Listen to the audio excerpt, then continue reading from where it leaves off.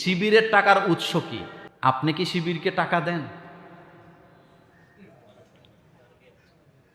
শিবিরের টাকার উৎস জানে না, কলেজ ভার্সিটিতে লেখাপড়া করে এমন ছাত্রছাত্রী বাংলাদেশে নেই।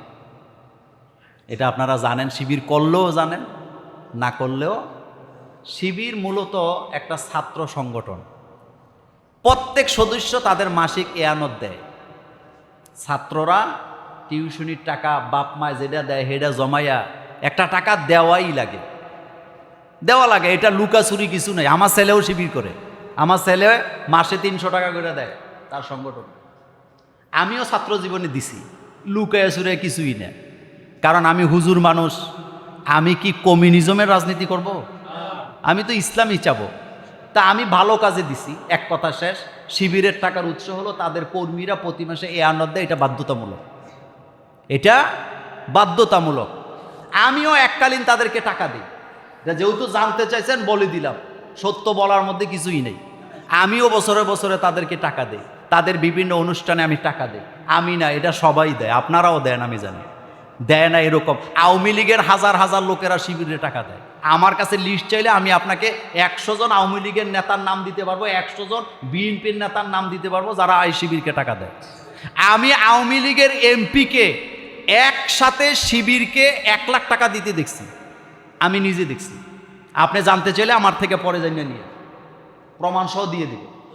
ব্যাপার এটা না, ব্যাপার হলো ভালো কাজ করতে আপনার কাছে কেউ টাকা চাইলে দেওয়ার মধ্যে গুনাহ আছে? আপনাদের এলাকায় এমন কোনো ছেলে ফেলে যারা কোনো রাজনীতি করে না, তারা যদি আইসা আমাকে বলে যে হুজুর আমরা এই কাজটা করবো, আপনি আমাদের সাথে শরীক থাকেন, আমি কি দেব না? অবশ্যই দেব, দেব না কেন? একজন হিন্দু যদি আমার কাছে আইসা টাকা দেয়, আমি দিব কি দিব না? আমি দেব। আমি দেই, এটা আমি করি। হিন্দু বৌদ্ধ খ্রিস্টানকে আমি টাকা দিই, এটা আপনারা সাক্ষী আছেন, প্রমাণ আছে আপনাদের কাছে। আমি দেই, দিব না কেন? এটাই তো ইসলাম। জাকাতের টাকা আল্লাহ মুসলিমদেরকে দিতে বলছে, তাদের টাকার উৎস এটাই। আবার গতকালকে দেখলাম ইফতারিতে তুরস্কের এক নাগরিক শিবিরের পোলাপানির ইফতারি দিছে, আবার প্রতি প্যাকেটের সাথে উনি 500 টাকা নোট করে দিছে। এটা আপনারা দেখছেন? তুরস্কের লোক ঢাকা বিশ্ববিদ্যালয়ে প্যাকেটও দিছে, 500 টাকাও দিছে। আল্লাহ বাঁচাইছে, আমরা দেই নাই। আমরা দিলে খবর আসিল আমাদের। শুনেন, আমরা হইলাম কি জানেননি? শুনেন, আমরা হইলাম কি জানেন? যার জয় দেখি তার পক্ষে আমরা জয়গান গাই। আমি একটা মজার কথা বলি। বাংলাদেশে একজন বীর মুক্তিযোদ্ধা বঙ্গবীর কাদের সিদ্দিকী, নাম শুনছেন? অনেক ভালো মাপের রাজনীতিবিদ, ব্রেনও আছে, দাপটও আছে, কথা বলার কৌশলও সুন্দর। জামাতে ইসলামের টিভি চ্যানেল দিগন্ত টিভিতে উনি একটা অনুষ্ঠান করতো, আপনাদের মনে আছে? আছে। আচ্ছা শুনেন, আজ থেকে 10 বছর আগে উনি এক জায়গায় দাঁড়ায় একটা অনুষ্ঠানে বলছে, জামাতে ইসলামের লোক যদি জান্নাতে যায়, আল্লাহ যদি আমারে সেই জান্নাত দেয়, আমি এই জান্নাতে যাবো না। বলছেনি? আসতে না, জোরে বলছেনি? কি বলছে? 10 বছর আগের কথা। জামাতে ইসলামের লোক যদি জান্নাতে যায় আর আল্লাহ যদি ওই জান্নাতে আমারে দিতেছে, আমি জান্নাতে যাবো না। আচ্ছা, গত কয়েকদিন আগে, 3-4 দিন আগে টাঙ্গাইলে জামাতে ইসলামের ইফতার মাহফিলে উনি হাজির। আল্লাহ কয়, বান্দারে জামাতে ইসলামের সাথে তুই জান্নাত না, তোর ইফতার মাহফিল করায় ছাড়বো। এখন 10 বছর পরে জামাতের মধ্যে এমন কি গুণ চলে আসলো যে উনি ওদের ইফতার মাহফিলের প্রধান অতিথি? আপনি বলেন তো। এখন আবার প্রশংসা করতেছে। এটা হলো বাংলাদেশের রাজনীতিবিদদের চরিত্র। এই পিঠ ওই পিঠ, বলেন এই পিঠ। শোনেন, আমি কিন্তু জামাত শিবিরের প্রশংসা করি না, আমি আপনাকে একটা খেলা বুঝাই। এই দেশে রাজনৈতিক দলেরা চিরটা দিন সাধারণ জনগণের সেন্টিমেন্ট নিয়ে সিনিমিনি খেলছে। তারা নিজেদের সুবিধার জন্য সব সময় তারা চেষ্টা করছে, জনগণের সুবিধা কেউ চায় নাই। জনগণ কি চায়, সাধারণ মানুষ কি চায়, এই চিন্তা তাদের ব্রেনে কখনো ছিল না। যদি থাকতো, বাংলাদেশটা এতদিনে সিঙ্গাপুরের চেয়ে আলো ভালো নষ্ট হইতো। আপনারা জানেন না, বাংলাদেশের মানুষ এখন থাইল্যান্ডে যায় না। বাংলাদেশের একজন প্রেসিডেন্ট থাইল্যান্ডের সাথে চুক্তি করে নাই, তারা জেলে, তারা গরিব, এই জন্য যে তাদের সাথে চুক্তি করে পামুটা কি। কিন্তু এখন থাইল্যান্ড কোথায়, বাংলাদেশ কোথায় আপনি বলেন তো? এই হলো আমাদের অবস্থা। আমি একেবারে অন্ধভাবে কোনো দলকে সাপোর্ট করি না। আমি ওই দলের পক্ষে চিরদিন থাকবো যারা আল্লাহ আল্লাহ রাসূলের আইন চায়। এই জায়গায় যদি ব্যত্যয় ঘটে আমি কোনো দলকে সাপোর্ট করব না, এটাই হলো আমার প্রতিজ্ঞা। এটা আমার হৃদয়ে আমি লালন করি। যারা আল্লাহ আল্লাহ রাসূলের পক্ষে আছে, ইসলামের পক্ষে আছে, আমরা তাদের পক্ষে আছি। আল্লাহ আল্লাহ রাসূলকে বাদ দিয়ে কোনো দলকে আমরা সাপোর্ট করি না, কারণ আমার আখেরাত লাগবে। বলেন আমার কি লাগবে? আখেরাত লাগবে।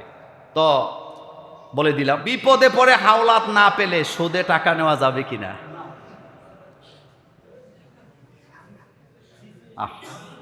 আপনারা হাসেন না, এই প্রশ্নটা আসলে সত্য। আমাদের দেশে এখন হাওলাত চাইলে কেউ দেয় না, সুদে চাইলে মসজিদের সভাপতিও রাজি। কথা কন না কেন? আসরের নামাজের পরে মসজিদের সভাপতির কাছে বয়ে কয়, ভাই ছেলেটা বিদেশ যাবে, সব টাকা দেওয়া আসে, শুধু ফ্লাইটের টাকাটা বাকি, টিকিটটা কাটলেই যেতে পারে। কয় আমার কাছে টাকা টোকা নাই।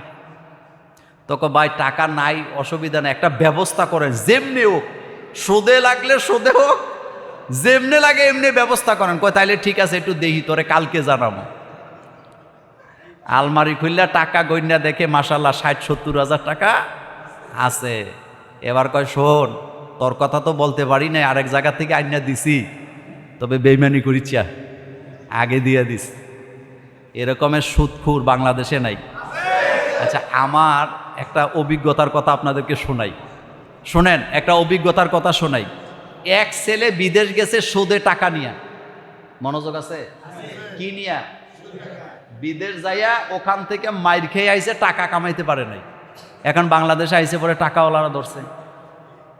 তো টাকাওয়ালারা ধরছে, মেল বইছে, মেল বুঝেননি, দরবার বসছে। দরবারের মধ্যে দরবারিরা বলতেছে, বেচারা তো টাকা মাইর খেয়ে আসছে, তো তুই আসল টাকাটা নিয়ে নে, সুদ টুদ আর চাইস না, তোর টাকাটা তুই নে। হেতে রাজি হয় না। অনেক চাপাচাপির পর যে টাকা নিছে হেতে বলতেছে, আমারে চাপাচাপি করে লাভ কি, আমি কেমনে মাফ করবো? বরং যে আসল মালিক সে যদি মাফ করে আমার আপত্তি নেই। তো মেলে দরবারের লোকেরা কয়, আসল মালিকটাকে? কয় যেই ছেলে বিদেশ গেছে, টাকা মূলত হেতের মার আমার মাধ্যমে সুদে লাগাইছে ফুতের কাছে।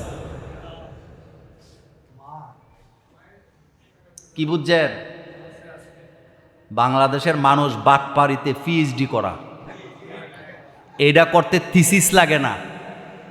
বাংলাদেশের মানুষ বলেন বাটপাড়িতে, কিন্তু এই পিএইচডি করার জন্য কোনো থিসিস টিসিস লাগে নাই, কোনো শিক্ষক ইউনিভার্সিটি লাগে না, এতে নিজে নিজে পিএইচডি করছে। যারা বাটপাড়ি করে আপনি তারা থামাইতে পারবে না, এতে কোনো না কৌশলে করবেই করবে। মা ছেলের কাছে সুদে টাকা লাগাইছে আরেকজনের মাধ্যমে বিদেশ যাওয়ার জন্য, এই ব্যাপারটাকে আপনি স্বাভাবিক মনে করেন? না, অস্বাভাবিক।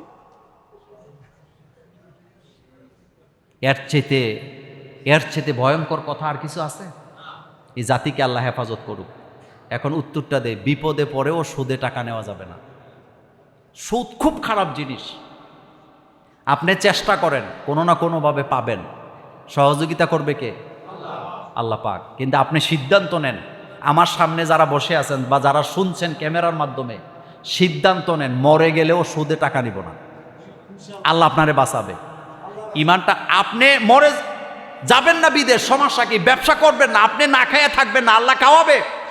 আপনি সিদ্ধান্ত নেন, আমি মরে গেলেও সুদে টাকা নেব না। কারণ গত জুমায় বলছিলাম, সুদে যারা টাকা নেয়, যারা লাগায়, যারা লেখে, যারা বহন করে, যারা সাক্ষী হয়, যারা বিচার করে, সবাই দায়ী। সবাই কি দায়ী? এটা খুব খারাপ ব্যাপার। এবং পৃথিবীতে যত অপরাধ আছে, একটা অপরাধের একটা গুনাহ, শুধুমাত্র সুদ একটা অপরাধের ৭০টা গুনাহ।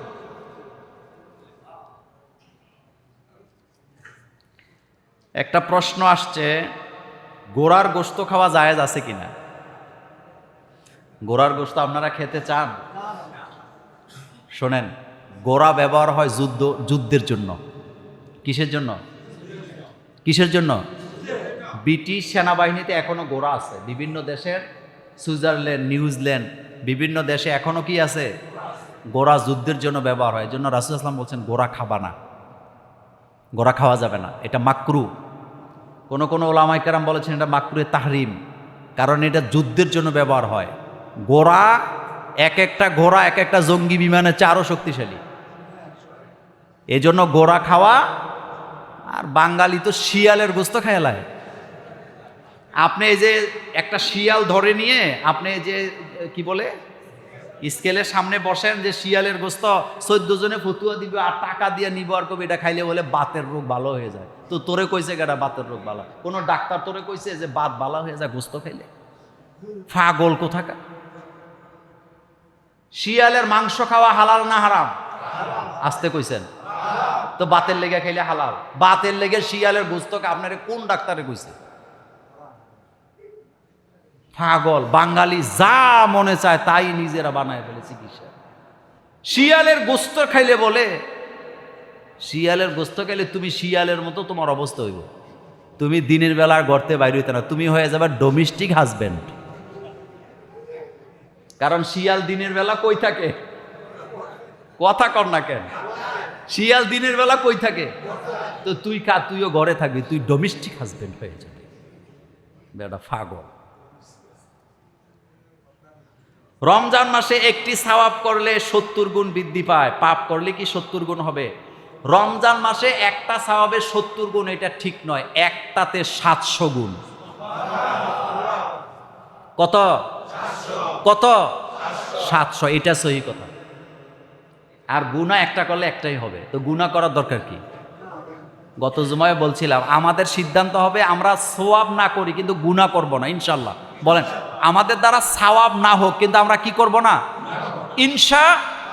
আপনি সিদ্ধান্ত নেন, আপনার জীবনে অনেক পরিবর্তন হবে। আপনি আপনার ছেলে মেয়েরা বলবেন যে আমাদের পরিবারের সিদ্ধান্ত হলো আমরা সওয়াব করতে না পারি কিন্তু কি করব না, গুনাহ করব না। আপনি পরিপাটি হবেন। রমজানে একে 700, বলেন একে 700।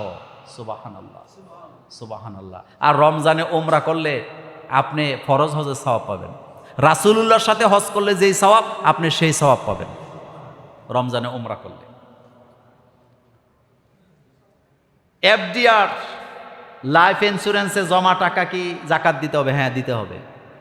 এ টাকা তোমার, এ টাকার মালিক তুমি। চালাকি করে এফডিআর করছে। বাংলাদেশে এমনও লোক আছে 2 কোটি 3 কোটি টাকা এফডিআর করে রাখছে। এরকম আছে না?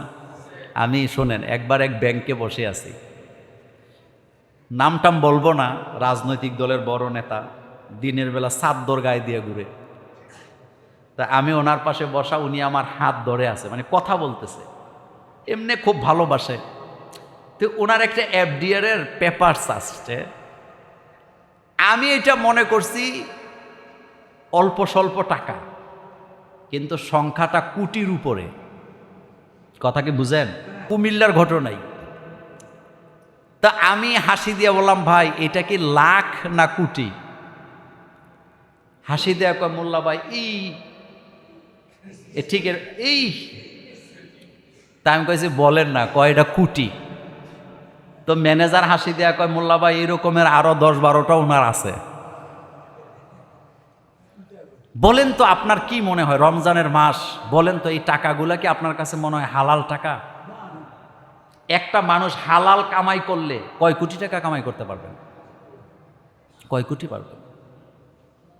দিনের বেলা এখন আর নাই, নেতাও নাই, চাদরও নাই। এফডিআর কি হয়েছে জানি না। আরেক নেতারে দেখছি টাকার বান্ডেল দিয়া তোষক বানাইছে, দেখছেন না আপনারা? আল্লাহ আমাদেরকে মাফ করুক। রাসূল বলতেন আল্লাহ এমন সম্পদ দিও না যেই সম্পদ আমাদেরকে কি করে, লাঞ্ছিত অপমানিত করে। আল্লাহ আমাদেরকে হেফাজত করুক। এফডিআর আপনার যেটা আছে, ডিপিএস, এগুলার জাকাত আপনাকে দিতে হবে। এগুলো 1 বছর পূর্ণ হইলে জাকাত দিতে হবে। শেষ কথা শুনেন, আমাদের জুমুরে যে একটা মাদ্রাসা হচ্ছে আপনাদের জানা আছে তো? হ্যাঁ জানা আছে? মনোযোগ আছে মাদ্রাসার প্রতি? একটু দেখবেন, একটু দেখবেন, মাঝে মাঝে দোয়া দিবেন। তো আজকে আমাদের ফরিদ ভাই আমাদের এই মাদ্রাসার জন্য উনি আজকে 25,000 টাকা দিয়েছেন। ফরিদ ভাইরে চিনেন তো আপনারা? আমার খুব ভক্ত, আমার ভালোবাসার মানুষ। ফরিদ ভাই একটু দাঁড়ান আপনি। আমনে জোরে একটা সালাম দিয়ে দেন সবাই ওইদিকে ফিরে। ওয়ালাইকুম আসসালাম। বসেন। তো আমার খুব ভালোবাসার মানুষ ফরিদ ভাইরা আপনারা দেখলেন। আমাদের মাদ্রাসাটা ইনশাল্লাহ আমাদের চিন্তা হলো আমরা কোরবানির পরে হেফজ শাখাটা চালু করব। আর আমাদের সিলেবাস তৈরির কাজ চলতেছে। আমি কথায় কাজে মানে কথায় বড় হইতে আমরা চাই না, আমরা কাজে বড় হব। আমাদের মাদ্রাসার সিলেবাস তৈরি করার জন্য অলরেডি কাজ শুরু হয়েছে। এমন একটা সিলেবাস আমরা তৈরি করব জাতির জন্য যে এখান থেকে লেখাপড়া করে বাচ্চারা যেন আলেমও হতে পারে, ইংরেজিতে আরবিতে যেন অনর্গল কথা বলতে পারে। কথা কি বুঝাইতে পারছি? ওই চিন্তা নিয়ে সিলেবাসের কাজ চলতেছে, ইনশাল্লাহ দোয়া চাই। তো রমজানের মাস, আপনাদের ভাই কারো বাবা কারো ছেলে বিদেশে আছে বা রমজানে তো আপনারা দান করেন, সেজন্য আপনাদের সকলের প্রতি আমার অনুরোধ, আমাদের অনেক জায়গা এখনো মাদ্রাসার জন্য কিনতে হবে, অনেক জায়গা। সেজন্যে শুধু দূরের লোকেরা দিবে এই চিন্তা না করে, শুধু মোল্লা নাজিমই দিবে এই চিন্তা না করে, এই মাদ্রাসা জুমুরের, এই মাদ্রাসাকে আমি কাঁধে করে নিয়ে যাব? আসতে কইছেন, আমি কি এটা নিতে পারবো? এখানে যেই টাকা যেই ইটগুলো লাগাইছে আমি কি আদৌ এটা কাঁধে করে নিতে পারবো? এটা আপনাদের সম্পদ, এটা আপনাদের ভবিষ্যৎ, এটা আপনাদের গৌরব হবে, এটা আপনাদের সম্মানের জায়গা হবে। সেজন্যে সবাইকে অনুরোধ, যার যার জায়গা থেকে যে যা পারেন রমজান কেন্দ্রিক মাদ্রাসার জন্য আপনারা দান করবেন, যাতে আমরা মাদ্রাসাটা সুন্দর করে সাজাতে পারি।